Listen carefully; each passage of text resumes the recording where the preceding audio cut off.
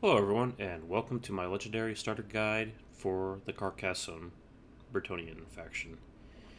This particular faction in itself is by far the easiest legendary faction in Warhammer Total War due to simply to their strategic location and the very limited number of enemies they start with.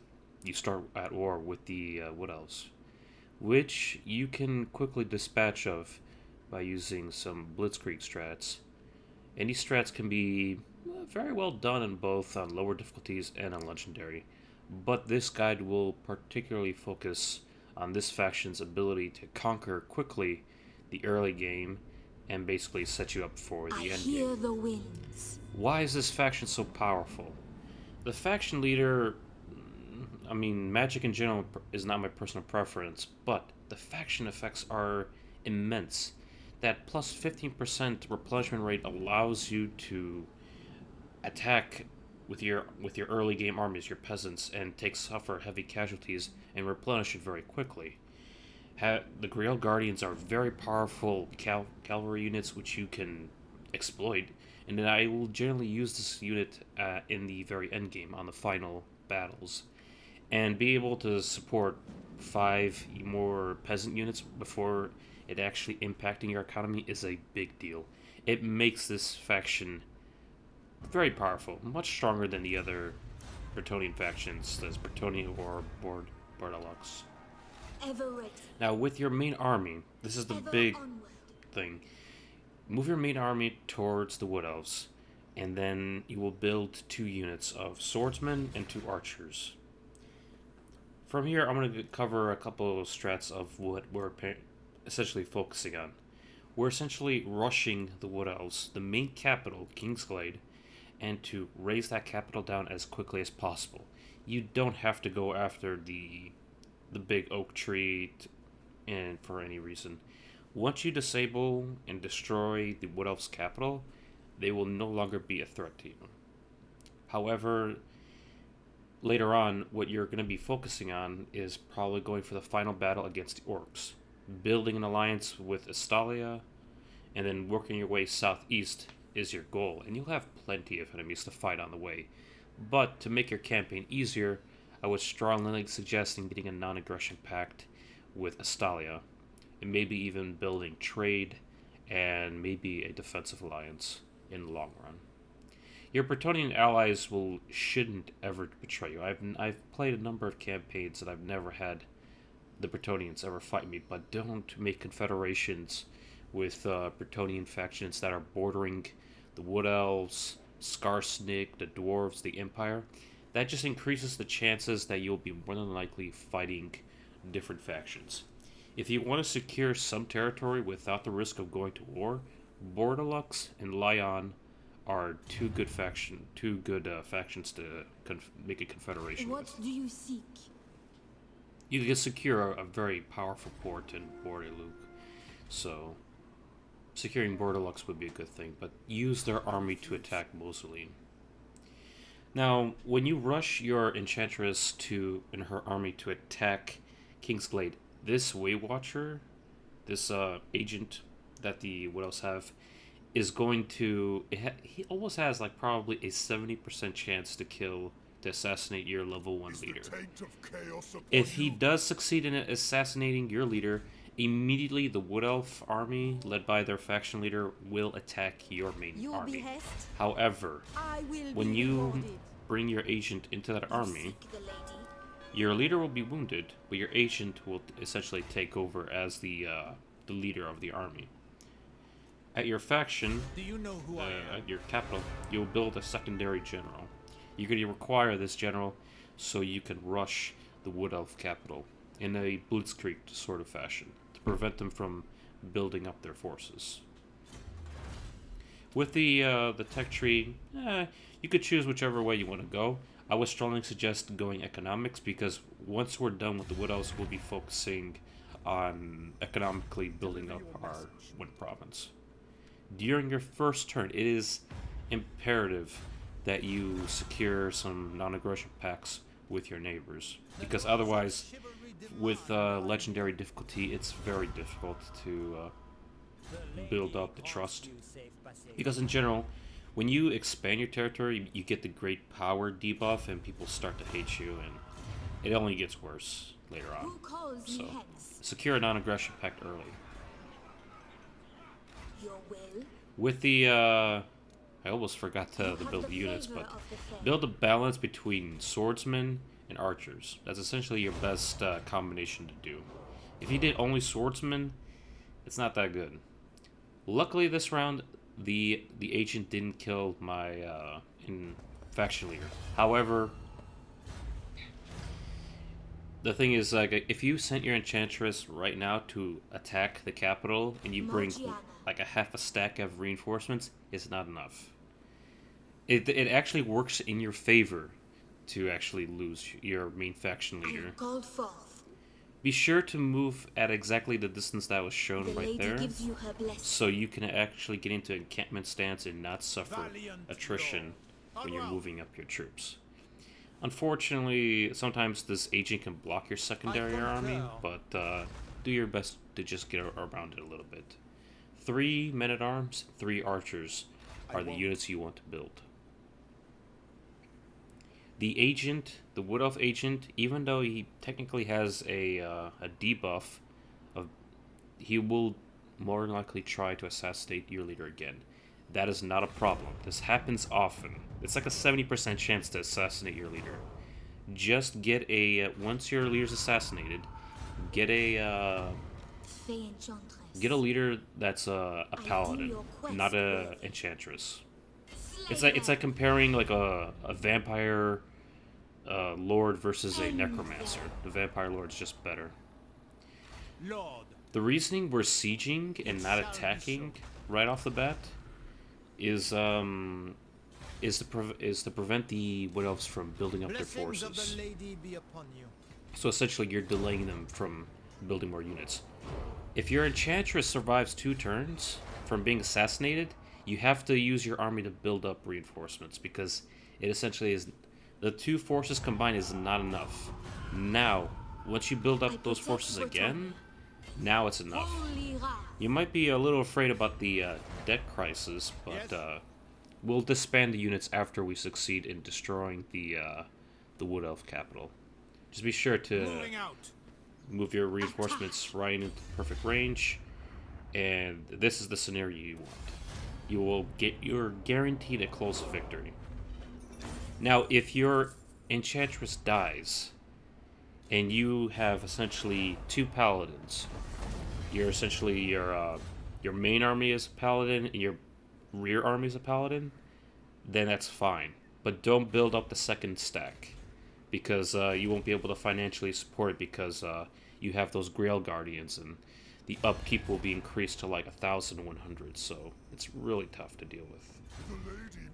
After you deal in destroying the capital of the Wood Elves, you can actually demand peace and get a bit of money from the Wood Elves to cover your campaign expenses. You will have, depending on your campaign, you can play around and see what's the best sweet spot for your campaign. But for the purposes of this starter guide, I'm essentially just gonna like lower it to probably as little as I can for them to accept. There was no way I was gonna accept 220. It's almost laughable. I thought maybe 1,300. Yeah, sure. There we go.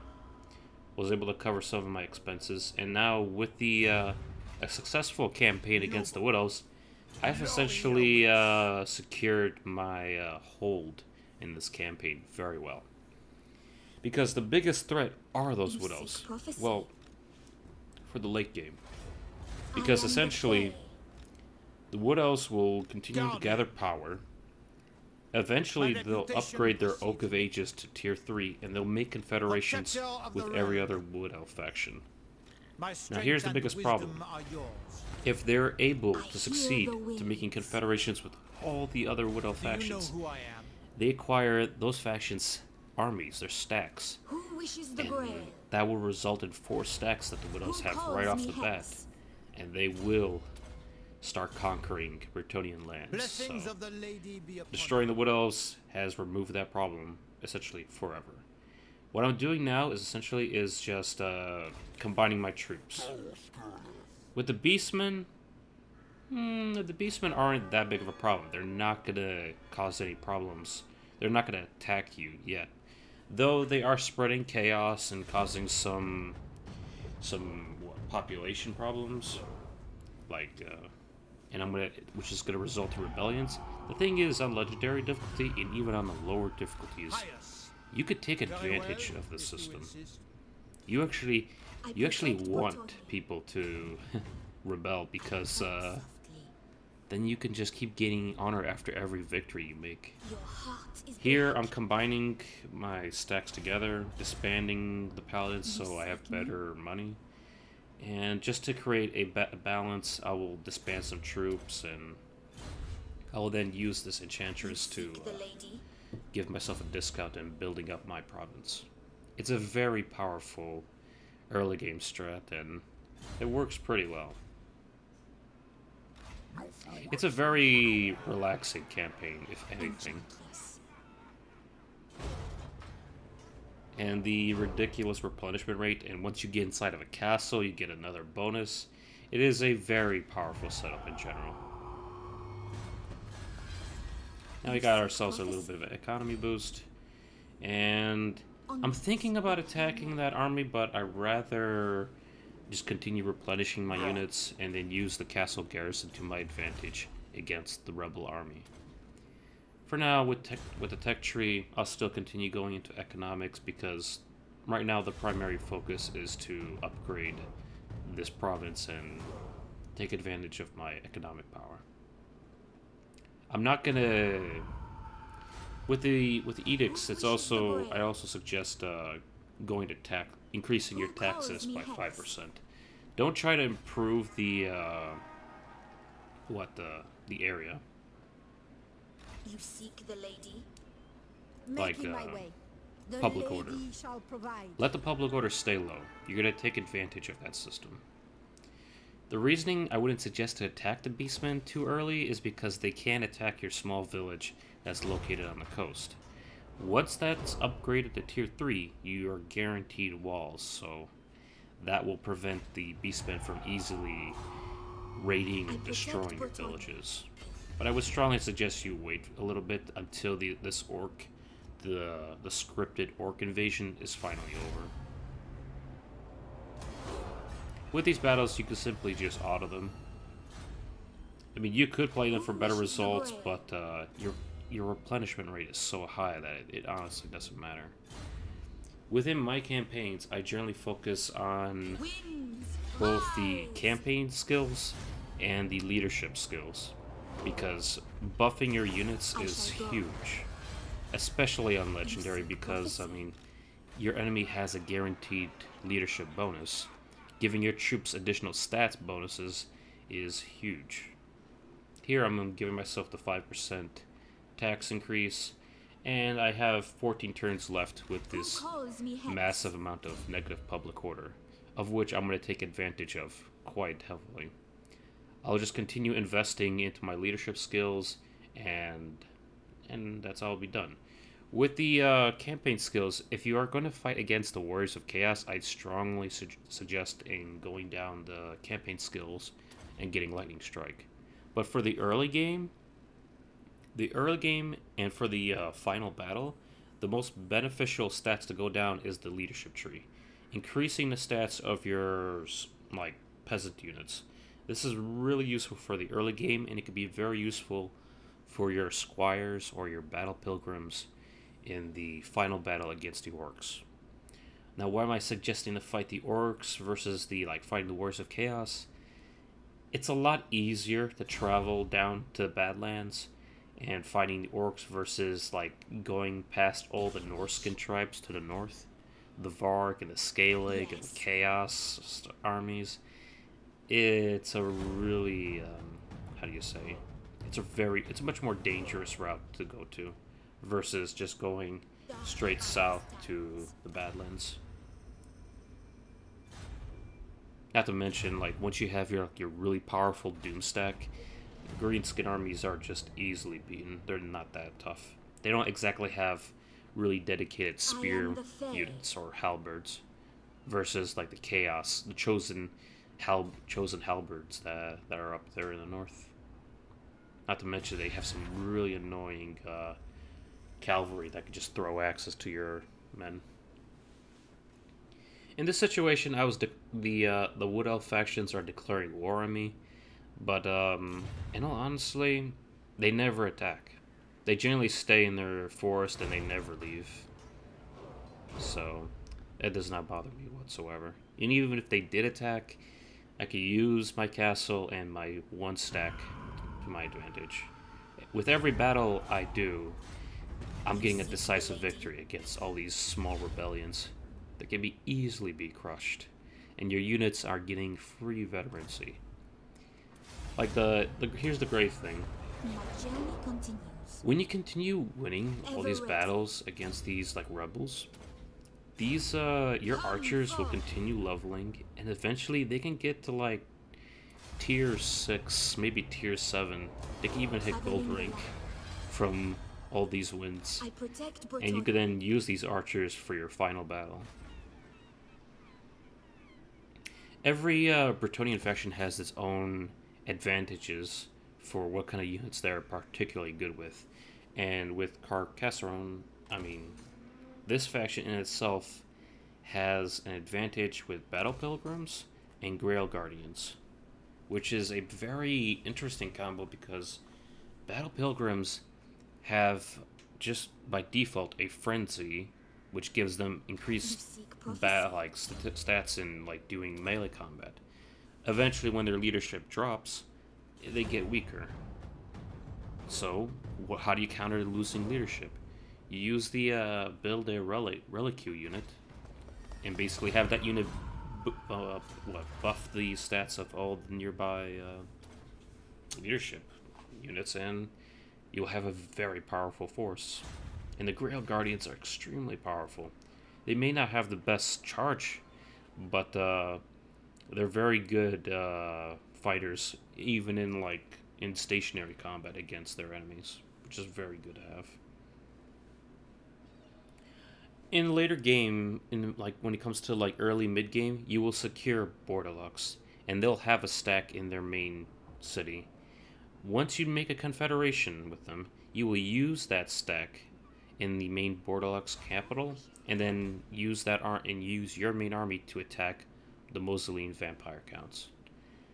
Once you attack Mausolean, you will more likely destroy and raise their city to the ground, so you no longer have a threat coming in from the northwest. Who calls me Now you have two choices. You can secure peace with you could try to control that territory, but it has I a go guarantee to continue spreading vampire chaos, vampire corruption, even if you do secure the land.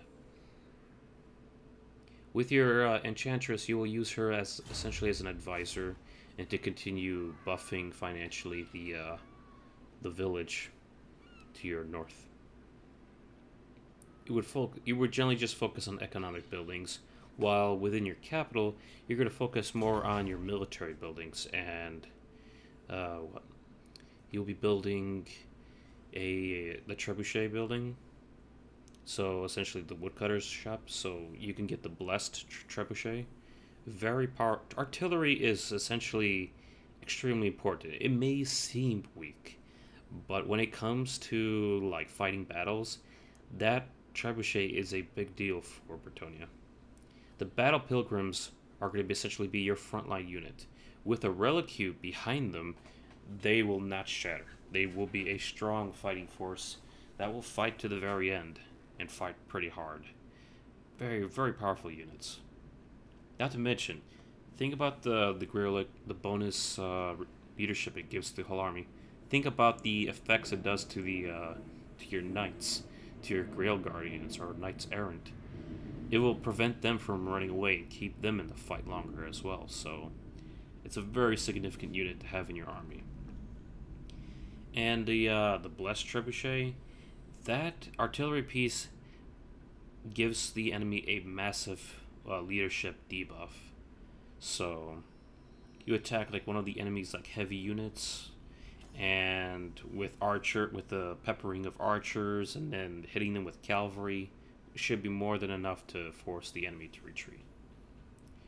And with your main capital, you will build the Enchantress Tower to get that bonus honor, and you could field some powerful agents. And the great thing about the Grail Guardians is they only need the royal stables. Like, you don't even have to build the highest tier like cavalry buildings to make the best units.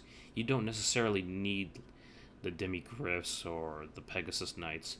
I do realize some people like them, but hey, it's a little expensive, and the Grail Guardians and the Battle Pilgrims are already a powerful enough combo for the final battle. Especially with the buffs, the leadership buffs that your faction leader actually acquires. With these battles, I mean, you're getting decisive victories with every single one with almost little to no effort. So essentially, you're getting 10 chivalry points for every decisive victory. And this is almost like I almost feel guilty that I'm farming. But I mean, if that's a system, that's a system. I'll take what I got. You'll gain a little bit of money. Your units will have a massive leadership buff. You could give yourself a little bit of dishonor by like ransoming the captives, but honestly, I wouldn't bother. The sooner you could finish the campaign, I mean, the better. The fastest I've beaten this campaign was on turn 82. And I didn't even conquer much. I only had this territory, Bordelux, and I just sent my primary army down to the Badlands, defeated the orcs in the final battle, and GG. Paravan, unfortunately, sometimes can lose its land due to its conflicts against the Beastmen and the Wood Elves. Well, the Wood Elf faction that's in the far north. But most of the time they should be there. I would still strongly suggest in not taking over their lands, because more than likely, when you do a confederation with them, you're going to get their problems. Here I had a bit of it was a tough choice, because should I get the easy money or should I keep chaos out? And honestly, I'd rather keep the chaos out, because, well, the thing is, eventually I'm going to move my army to Bordelux when I do a confederation. And chaos in general is a pretty annoying thing to get rid of until you have the chapel to erase the negative, that actual corruption into your lands. As time's progressing, the rebellions keep spawning, and with your leader, you just keep executing them. I'm just using whatever the finances I have to keep building up the economics in that village. My journey continues. Now that I have the Blessing Lady, this army is even more powerful. You gain like a 20% saving ward, which is even more overpowered. Now, here I'm taking a bit of a risk. I'm so confident in how fast my army is able to replenish that I'm not going to keep them in the castle to lower the public order rate. I want the full-on penalty of the negative public order. So a rebellion, instead of spawning every 2 turns, it's going to spawn every turn, which I'm completely fine with. My army is replenishing faster than I'm losing them. So I'll continue taking advantage in acquiring decisive victories. I am called forth. For every battle, you gain a little bit of experience, even if it is an auto. Onwards, if her may. It almost feels like cheating, doesn't it? Now I'm starting to get these really powerful traits and stuff. for my leader, What making do her you more seek? powerful. Her will guides me. Essentially, you can approach the mid game very easily. With level 10, I mean, Going you forth. can just continue taking advantage of the situation. I'm prepared to take on the Beastmen stack and wipe it out quickly because now that my economic village has walls behind it, it's protected Who from wishes a the grave? quick attack from the Beastmen. And it's not even a full stack. With my Enchantress, the main faction leader, I'll just continue applying points into the leadership tree to improve the Grail Guardians and the Battle Pilgrims.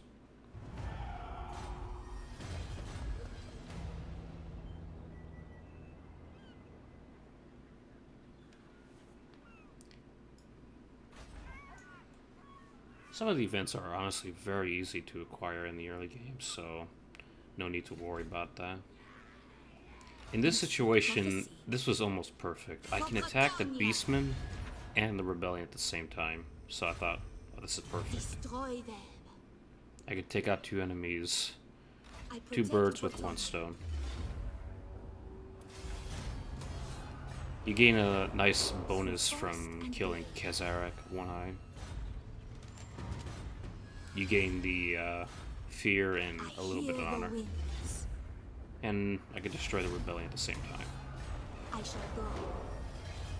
Now I'm at 215 chivalry. So I could call upon the Green Knight if I want to already. And I should gain some nice economic bonuses from acquiring this much honor. Just got the hero trait for winning more than 90% of my battles. And now all my units, I could call the Green Knight, +4 leadership forces. Who wishes the grave? This is essentially a very easy campaign. Traveling the land. I'll continue moving my main stack near my castle in case it's getting too hot. The event of the orcs is slightly dying down, but it shouldn't be too difficult to deal with.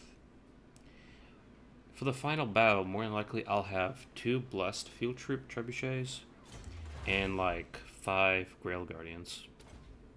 Once you have some, like a decent like 2 techs into the economics tree, I would strongly suggest going down the tree to secure a confederation with Bordelux.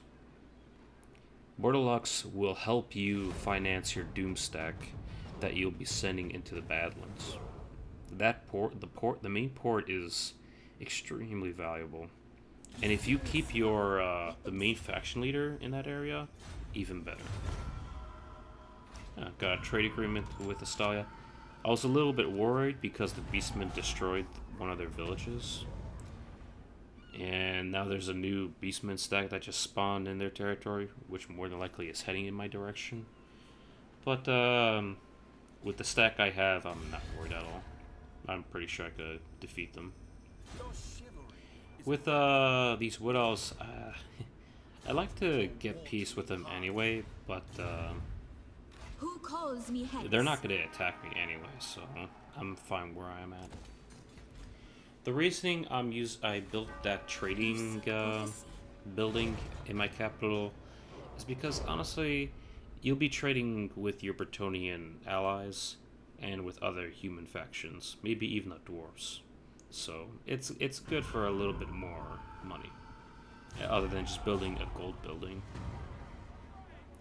This event was probably the hardest one to choose because I get plus 20% research rate or minus 30% for infantry units upkeep, and I was like, damn. My entire army is made up of just infantry units, so lowering the upkeep will be great. But if you think about it, I want to make a confederation with Bordelux as soon as possible. So in the end, I chose the Blessed Knowledge because, well, let's be honest here. If I could take over that territory quickly, and then destroy the Mussolini vampires, I could then progress with my campaign Yes. much faster. Attack. Sure, I could get a bit more money, but the upkeep for these peasant units isn't that high anyway. But I would have saved like about maybe 1,500, 1,000 gold per turn. Fey Enchantress. With the Fey Enchantress, I just kept upgrading the artillery skill. Witness her It's gonna be power. very useful, especially in any battle Called in for. general. Like artillery is invaluable. You seek Not just the because of how much damage it does, but through forest and the plain. leadership debuff it actually applies to its You enemies. seek me? What would you have of me? With the your agent, you will select the advisor icon and basically give yourself it gives a financial bonus to the region that she's in. So you're better off putting her it's local region, it's not the entire province. So you're better off putting her in the region where the you have your economics stationed at. So put her close to the coastal village and you should notice a considerable financial gain. Within my main capital, I'll start building a chapel, of which eventually it will lead to being a cathedral. Past, present, future. Talea declares war on me, but I don't expect any problems for them, honestly. Margiara. It generally happens. It's very random when they declare war on you. I shall go. But they'll more than likely be busy with their war against Estalia. Your will? And I'm just here continuing destroying these rebellions. I believe my character is level 14. No, 13. Almost 14. My journey continues. It's pretty crazy, honestly. I already got the last skill for the Grail Knights. And from here, I'm like, okay, I could continue. I could put one more point into upgrading my artillery, or I could invest more points into the Worshippers of the Grail and increase the weapon strength of both the Battle Pilgrims and the Grail Guardians.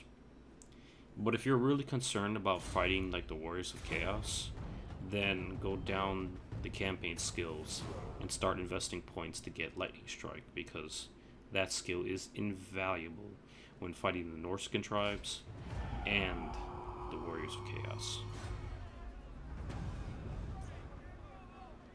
I'm in no rush to start building more units, so it's better just to have a leadership buff. I'm one building away from building Battle Pilgrims in the Relic Queue, so the campaign's progressing Yes. very well. Should I declare war on Estalia? Who seeks I mean, you my could, but that means you have to divert your resources to different areas.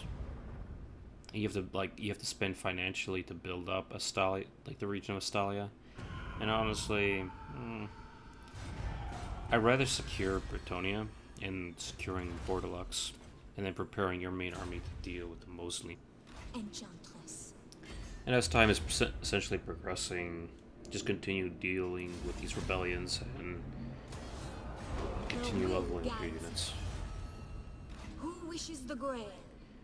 Effectively, what I'm trying to do is I'll start investing points into the campaign skills, and once I build up my my chapel to tier 2, I can start building replacing these men-at-arms with battle pilgrims.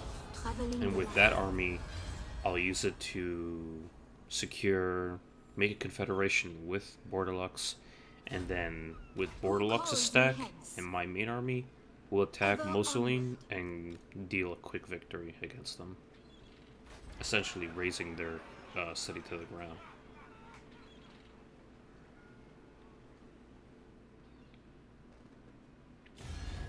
But overall, this campaign, like for the start of this campaign's going very well.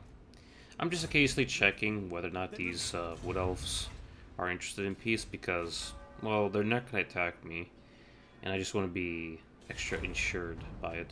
Because most of the time, If you start attacking the Beastmen factions, they'll essentially, well, they'll eventually like you. Or slightly dislike you. With the tier 2 What is your building behest? being built, I can start getting ready to build up, replace my men-at-arms with Battle Pilgrims. Do you need a relic queue this early? Probably not. But you're going to be burning through a lot of turns with not doing a lot of stuff. I mean, this is a very passive campaign. Very, non-aggressive campaign, I'd say. It's almost like a pacifist campaign, I would be honest. Because literally, you're just using the finances of one province to build up your forces. Like, Bretonnia in general doesn't, like, suggest you to, like, expand quickly or rush. You can essentially take control of all of Bretonnia through confederations. But just be careful who you border with, because more than likely that will drag that faction into war with you. Skarsnik is definitely a pain to deal with, especially with the Wood Elves. But with the Wood Elf threat gone, there's a higher chance you might go to war with dwarves rather than any of the other factions. Here I'm just highlighting essentially the buildings you're going to go after. The cathedral. Once you secure Borderlux, you will send your main army plus the Borderlux army to wipe out the Muslim vampires. These men-at-arms will be replaced with Battle Pilgrims, and maybe essentially like replace one men-at-arms unit with a relic queue. At this point, late game, you also need to keep in mind that the main Bretonnia faction will be expanding into confederations of its own. So just do keep in mind of that. They shouldn't declare war on you, but once you raze Moslem to the ground and secure all of Bordelux, more than likely Bretonnia is going to take control of Lyon, and they're going to resettle the Mussolini area. There's no point to take over a village if you can't secure the whole province. It just makes your campaign harder than it should be. Destroying the Wood Elves Kingsglade is going to make it it's going to keep the Wood Elves under control. It's going to keep them divided, and they shouldn't attack your villages or cities once you set off your main Doomstack on a campaign heading southeast to the Badlands. Greetings, stranger. At this point, I'm like, okay, we got a trade agreement, we got a non-aggression. Can we get military access? They denied. It honestly is your choice at this stage, because the thing is, it's dangerous to do alliances because it could drag you into unnecessary wars. But like for example, let's say the dwarves are conquering the orcs and Astalia is at war with the dwarves. Well, you're in trouble then, because I mean, the last thing you want to go to war with as Bretonians is the dwarves, because Bretonnia doesn't exactly have a lot of armor-piercing units. So it would be best not to go to war with a faction that's very heavily armored. But if you do secure military access with Astalia, go through their lands, go through the Tilian Sea, continue going southeast into the southern Badlands, and you should have plenty of orcs there to crush with your massive Doomstack army filled with Battle Pilgrims and Grail Guardians. And it should be easy victories for your Doomstack. And then you could do the final battle. And since I didn't do an actual battle for this campaign, I'll be going over it in real time to show you that it honestly is probably the easiest of the two options. Fighting the hordes of chaos is honestly, I mean, it could be beaten, but I'd say it's a lot more difficult on Legendary to fight chaos than it is to fight the greenskins, due to simply the chaos having like the chosen halberds, which are like the perfect counter to cavalry units, and the monster infantry, the beasts. I mean, in all honesty, it's just the greenskins are a lot less anti-cavalry. They're much easier to deal with. Like with their artillery, I mean, you can easily flank that with your horsemen, and their standard units aren't exactly that powerful against cav units. So here I'm going to be showing you a slightly further campaign with Carcassonne and show essentially what you're aiming after. This is a couple turns down. I've secured my alliance with Bordelux, and with them I destroyed the Mosley vampire counts and razed their village to the ground, and then fell back. My armies are slightly wounded, but look at the income. I had a relic queue with my battle pilgrims, but my battle pilgrims unfortunately died. Now that I have the second legendary lord from Bordelux, I'm like thinking, okay, I could probably keep him in the town and just have him buff the income of the Bordelux port. Who wishes the grail? If you go into the campaign skills of the Bordelux legendary lord, he actually has skills that like buff, that encourage him to stay in the city and to increase the financial value. As for my main capital, I'm building up to the royal stables. I got my trade building going, my economic town's doing good, and I'll have a cathedral so I can build Grail Guardians.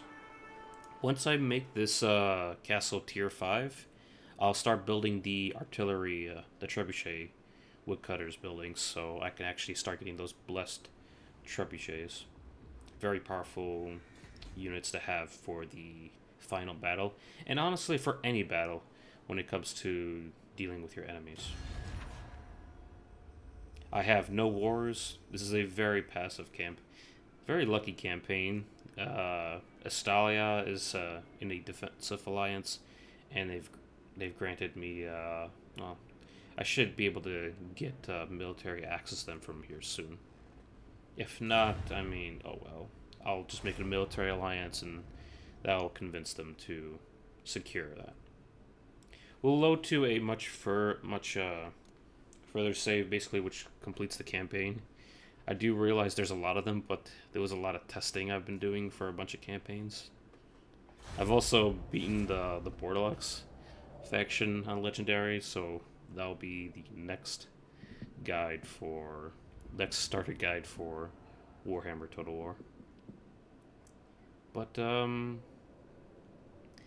yeah, very easy campaign versus all the other legendary campaigns I've played on Warhammer. I mean, turn 82 long campaign completed for Carcassonne. Yes.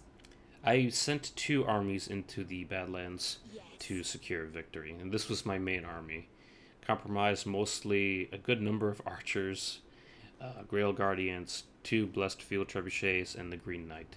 The reason why there's only 1 Battle Pilgrim is because my Battle Pilgrims were like completely destroyed. I didn't, like, this was my first ever battle against in the final battle. And this is the first time I ever went down south, because my first ever final battle for Bretonnia was against the Chaos, using the main Bretonnian faction. But if I was to improve this army, I'd probably take away 1 archer and have 1 relic unit, and then have like maybe 4 or 5 battle pilgrims. This secondary army with the lore from Bordelux, honestly, I just use them as a like a secondary reinforcement army just in case, to help me with my campaign. But otherwise, this campaign was honestly pretty easy. The dwarves were doing really well against the greenskins, and everything was going pretty well. The one thing I say is most dangerous, this is a fully completed castle. Got the artillery, the Grail Guardians. Bretonnia is holding its land very well. And if I want to continue playing this campaign, I'll probably just have, I'll just bring back my main force from the Badlands and help out anything here. The Beastmen destroyed the Oak of Ages, and the Wood Elves essentially are not doing anything. They're just isolationists and not causing any problems. But Before I end this starter guide, I'm going to go right into and help you guys with the final battle.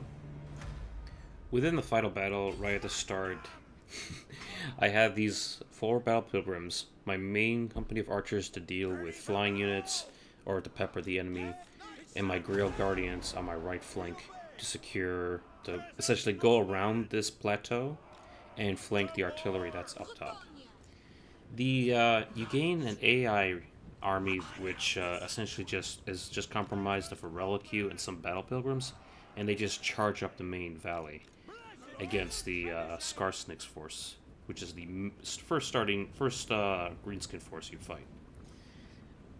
Some personal suggestions: if you are going to use the army that I have, don't don't launch the trebuchets at the enemy. Move them up to the plateau. And if you are, I would take unit-wise, take away 1 archer unit and replace it, or maybe replace 2 archer units and get a reliquary and 1 more battle pilgrim. That will make for a very strong infantry force. Having 5 Grail Guardians is more than enough.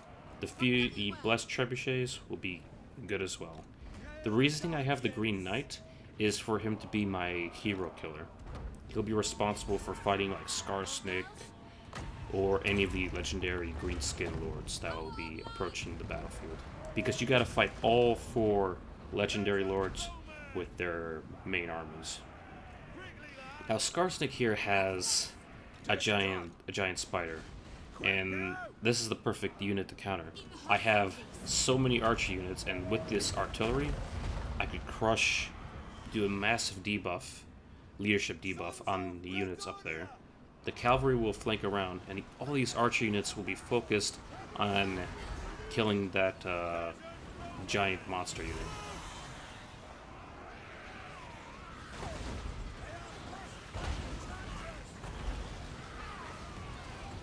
Once the cavalry are able to flank around properly, they'll disable the artillery using the enchantress to cast some AoE spells to cause some damage.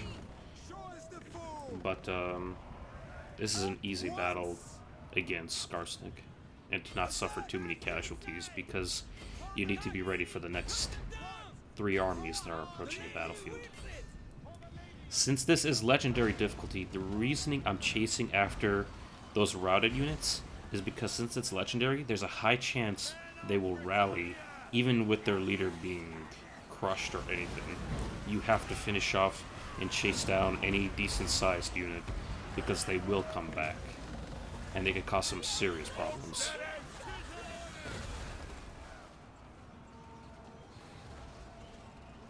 You will see like a couple of those routing units essentially rally up and they'll cause problems again. The Grail Guardians are, though, a very powerful unit, and they should easily be crushed. The Savage Orc leader is approaching to the right there, and I have to get my army ready and onto this plateau as soon as possible. I have to be careful with that giant spider, though, because if I tell my archers to stop shooting, or my troops to stop shooting it, it can recover and then just come back, like those units right there. It's pretty annoying. Like, let's say you're dedicated, your main force is dedicated to the reinforcement army that's coming, and then all of a sudden this giant spider attacks you from behind. It's pretty bad.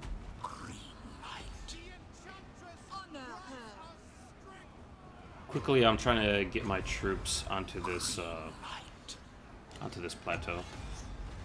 Get the hill advantage before the Savage Orcs arrive.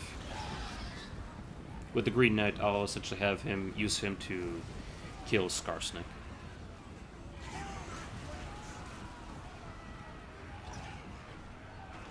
Now the reasoning, there's only one little problem. Like, the trebuchets are so far behind that it's gonna take a while for them to get up onto this mountain, this plateau, and actually provide support against the Savage Orcs. So it'd be better if you move your trebuchets right at the start of the game instead of firing. I'm a little concerned about that spider, but It should be okay for now.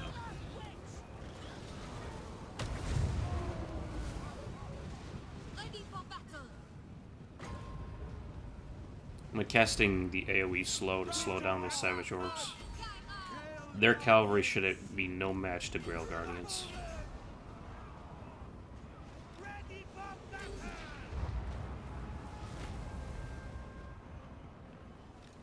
Blessed field trebuchet! We go! Battle pilgrims!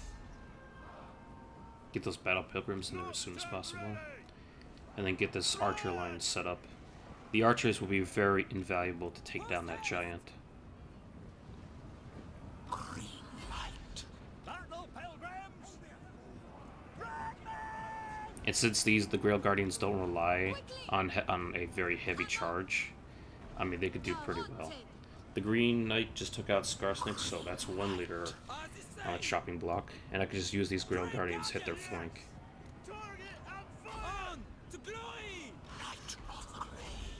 I wanted to conserve the archer's arrows because if they spent too much on that spider, it'd be a bit of a waste. I want to using the slow to slow down that flanking unit, and then have the archers kill that unit.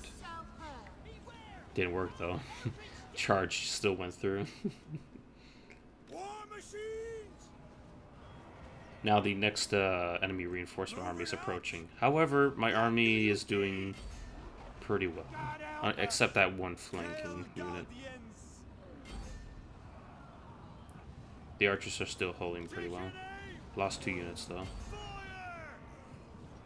I am the Fae.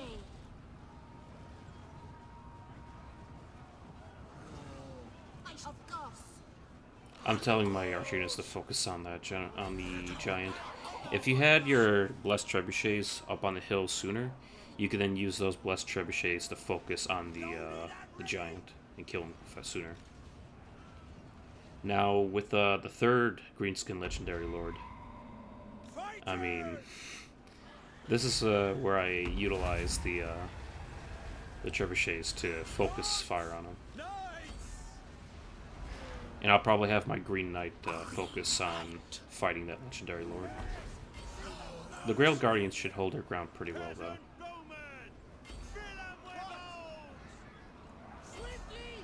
Your behest.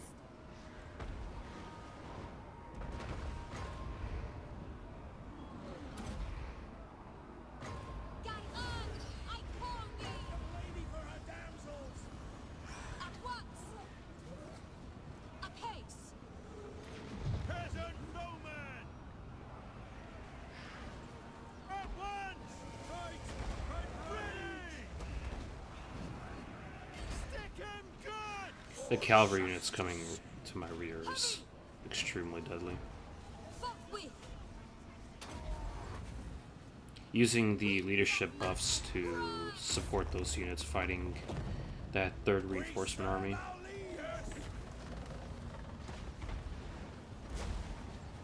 The blessed artillery is doing perfect against the giant.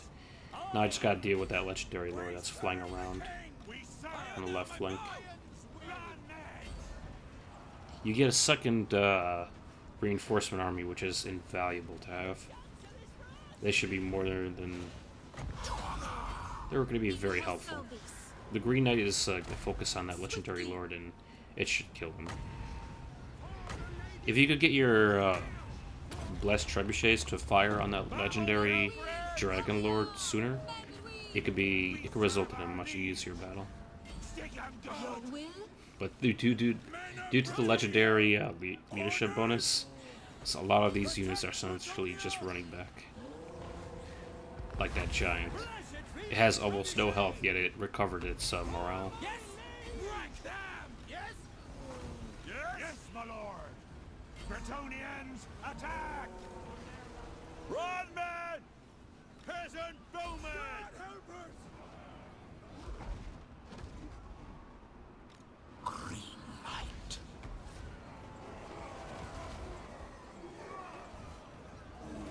Ready for battle! At speed! I gotta get the Enchantress to buff the leadership for my units before they start routing. They should hold the line a little longer before the knights errant come from the rear and destroy the left flank. Run up through! Blessed field trebuchet! Orders? Aye! They went out right after for my blessed trebuchets, but thanks to having the allies, I can recover and man the ancients again. Serve and obey! Green light. The legendary lord is running away, or is he coming back? He's about to die anyway. Get whatever the archers left of them and have them focus on that legendary lord. Take him out quickly. The final Grimgore is essentially the final army to attack, and he has to be wiped out as soon as possible. I gotta get my blessed artillery firing as soon as possible and deal with whatever the remnants are here. Lakai Siphon! Fronted! Grail Guardians! At once! At this stage, I'm just preparing my troops for the final onslaught. With haste! Grimgore is coming up the hill, and I'm just preparing whatever's left of my army. Peasant bowmen! Run! This Attack!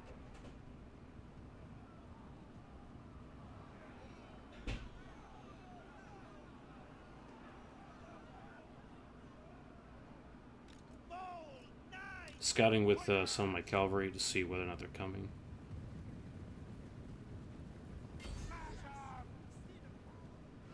I think this might actually be my second playthrough, though. Now that I'm double checking it. So I have a lot less casualties from my archers.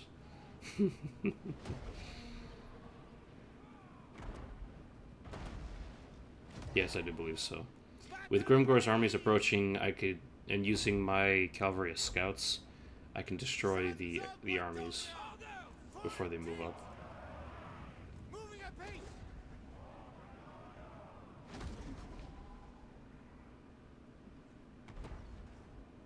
Peasant bowmen! Legates! With my cavalry units, I have them on the flank and then destroy the left flank of the Grimgore stack. Bound by honor! To glory! Take the ground! Surround Grimgore's elite cavalry units and essentially just destroy whatever cavalry he has. With the AI's army reinforcing me, I mean, it's just a slaughter. I don't have any foot infantry though, but that's fine. Once I'm done, once the cavalry is done destroying the enemy's cav units, I could then focus on bringing back all of those units and then destroy Grimgore's line as he's fighting my archer units. What do you bid? The Battle Pilgrims got devastated because there's no relicue, so Yes, my lord! a relicue would definitely work out really well. Before my cavalry even move in, the artillery will continue bombarding the units, and once the cavalry's in, it's essentially game over.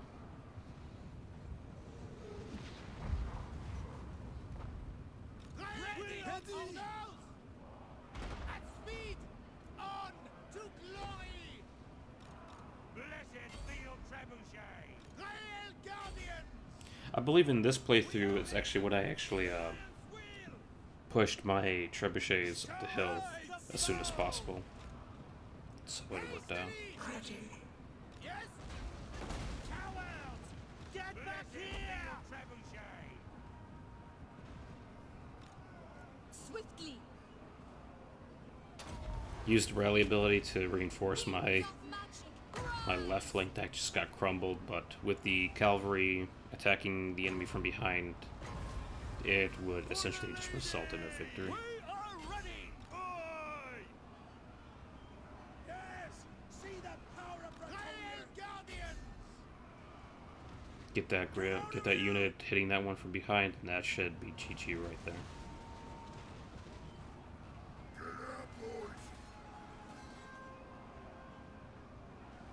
Grimgor is on the run, and it is a complete victory. I would still get that Reliquary unit. I actually did this battle with Borderlocks at the very end, and wow, having a Reliquary unit and the 5 Battle Pilgrims is a big deal. But with Borderlocks, I believe he doesn't have an advantage for Battle Pilgrims. He has a leadership bonus for squires, so you essentially get more powerful squires, and they're pretty good heavy infantry. They're just they're a very late game unit.